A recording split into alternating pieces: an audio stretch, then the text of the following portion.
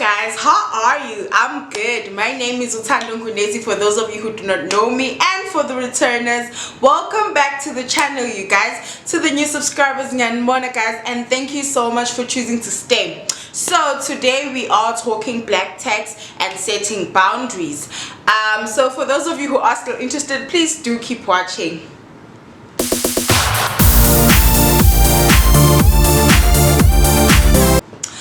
Okay guys, so basically black tax, for those of you who do not know, is sharing your income with your family because they need it, or just because you have made a choice to do so.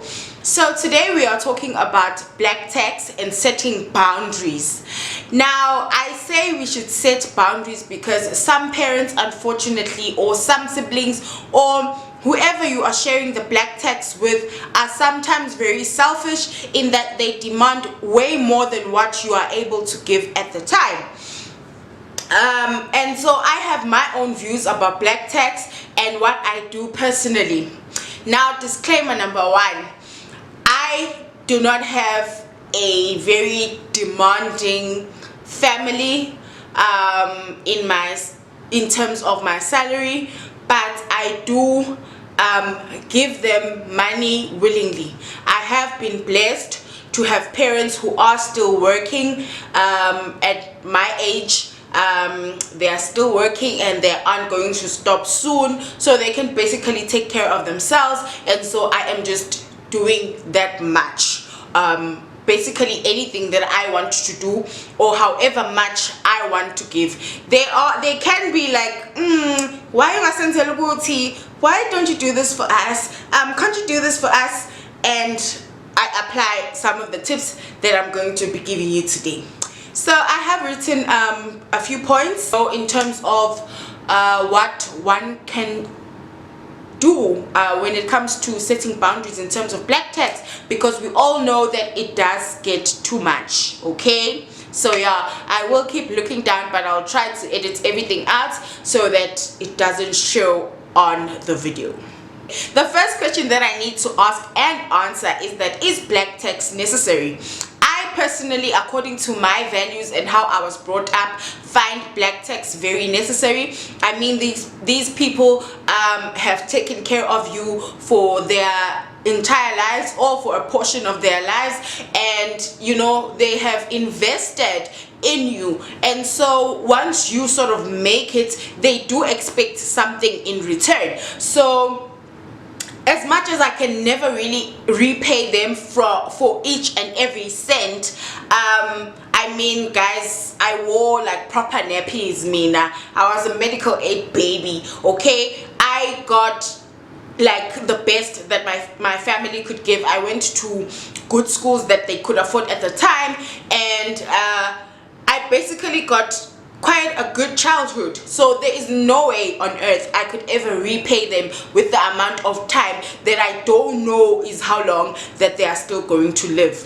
Okay, so I have a few pointers on how you can control the edges of all these things, because black tax has a potential of leading to depression. Okay, people do get depressed because of black tax. Now this goes back to the depression issue. First of all, do not let it drown you. Only do what you can. Okay, if you can afford to give them 500 rand a month, do that. It's all you have to give. Do not let black tax drown you. Okay, point number one. Secondly, have a budget. You need to be cautious of your budget towards black tax. For example, with me, I have a monthly recurring item for my mom and my stepmom, because she practically represents my dad, and if my dad was still alive, she would have gotten half of the money and my dad would have gotten half of the money, because I do not trust one parent to get all the money. Okay, but luckily she's alone, so she gets to get all the money.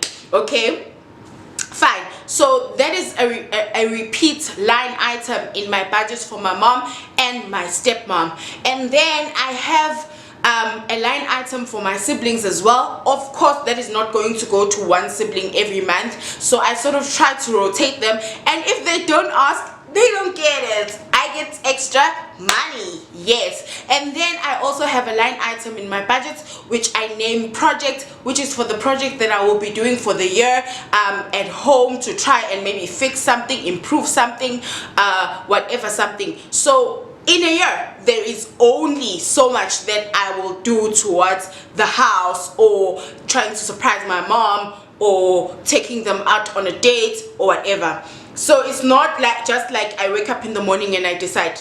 No, I work within a constraint of a budget.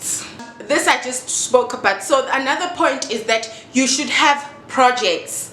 You need to know at the beginning of the year. I love those families who have, like, you know, sort of like what can I call it, family meetings, but it's like annual family meetings that states that this year this is what we are doing, this is what we are going to do, this is how we are going to set the year, these are the projects for the year, this is how much everyone is going to contribute. Or you just say, I'm going to take care of that, don't worry about that, I'm going to take care of this, don't worry about that. So yeah, you should also have projects. Have projects that this year, this is what I'm doing, whether it is on an annual or quarterly basis, but just have projects that this is what you're doing this year. If you are going to change the cupboards this year, that is all you're doing this year, and the family must know this is what I'm doing this year. Or if it's a surprise, you can just say, I don't have money, and then boom, at the end of the year you change the kitchen for everyone. Okay, so have projects, whether they are quarterly, annually, monthly, but have projects that you execute every now and again that you actually budget for. Okay, so the other point is that you should learn to say no, or not yet. Whatever it is that they are asking for, if it is out of your budget for the month and you see that they really need it, tell them not yet, or no, I can't do it right now, or no, you are not going to get it if they don't need it. Okay, if we could wait for the month to end, because I don't know about you guys, I grew up in a household where you were told to wait for month end, or to wait for next term, or whatever it was, but you were given time frames that you should wait. So if we could do that, then surely they, as parents or younger siblings or whoever, can also wait until that you are able to incorporate those items into your budget. So yeah, learn to say no or not yet. They can wait. Okay, yes. The last item, but surely it ain't the least, is that do not forget about yourself. Remember that you cannot pour from an empty cup. You need to be full yourself. You need to do things that you like to do. You need to, you know, do things that are exciting to you, obviously keeping them in mind, but then you need to fulfill yourself first before you can give. I mean, to me, the concept of ukunikelela uthokozile, it applies. You know, you have to be giving and giving happily. Of course, some of us just have to do it, but I think if you do it when you are happy, if you're doing it gladly, then it has more of an effect, and even the blessings that come are more likely to be implemented into your life than when you are giving just because you have to and you have complained 1001 times. Yabo? So just make sure that you are taken care of first before you pour your heart out to everyone. If they need to learn that if you waste, you will live for so many days without, then they have to learn. Okay, you need to set those boundaries, and they must know this is how much you are able to do in a month, this is how much you can afford, and it stops there. Okay, so yeah, that's basically all the tips that I have for today in terms of black tax and setting boundaries. Yeah, thank you so much for you guys who watched up until this far. I really appreciate it. Thank you so much for the support. I love you for it. And yeah, please do not forget to comment, like, and subscribe. Remember, subscription is absolutely free. Just click the subscribe button, and you can also like the video if you enjoyed it. That's basically it, you guys, and thank you. Bye.